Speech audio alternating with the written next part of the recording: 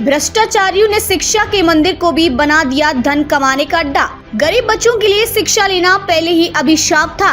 वहीं अब शिक्षा से जुड़े निजी संस्थानों ने शिक्षा को अपनी कमाई का धंधा बना दिया है। आप सभी जानते हैं शिक्षा का व्यापार इन दिनों हमारे देश में खूब फल फूल रहा है। हाल फिलहाल में जिन बच्चों ने 12वीं पास की है उनके लिए अपने बच्चों को आगे पढ़ा पाना अति मुश्किल व संघर्ष भरा है, क्योंकि शिक्षा ग्रहण करने के लिए जो फीस आपको चुकानी पड़ती है उसका मूल्य दिन प्रतिदिन बढ़ता ही जा रहा है, जिसकी तरफ ना तो किसी सरकार और ना ही प्रशासनिक अधिकारियों का ध्यान जाता है। शिक्षा में भ्रष्टाचार की पुष्टि के लिए हमारे संवाददाता उत्तर प्रदेश के गौतम बुद्ध नगर में निजी कॉलेजों में जाकर वहां का हालचाल जानने की कोशिश की और बाकायदा एक कॉलेज में जाकर फॉर्म भरा, बच्चों की परसेंटेज लिखी और खुद काउंसलिंग के लिए भी गए, जहां उन्हें परसेंटेज कम का हवाला देकर अपनी ही दूसरी ब्रांच जो वहां से लगभग 250 किलोमीटर दूर मथुरा में है उसके बारे में बताया कि वहाँ की फीस भी कम है और प्लेसमेंट यही होती है, और वहाँ एडमिशन के लिए कह दिया। अब यहाँ तक तो फिर भी ठीक था, लेकिन गेट से बाहर निकलते ही आसपास में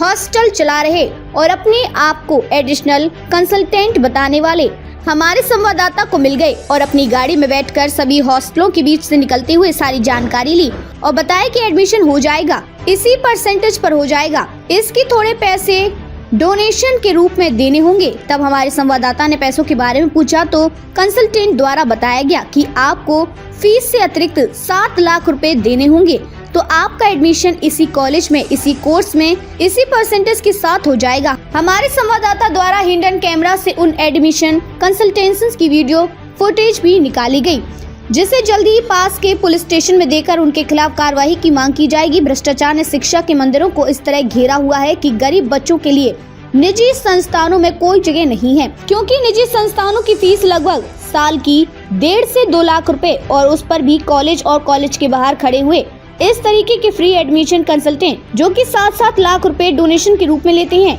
तो गरीब का बच्चा किस तरीके से शिक्षा प्राप्त करे, यह एक बहुत बड़ा सवाल है। इस पर शासन और प्रशासन दोनों को ही ध्यान देना होगा।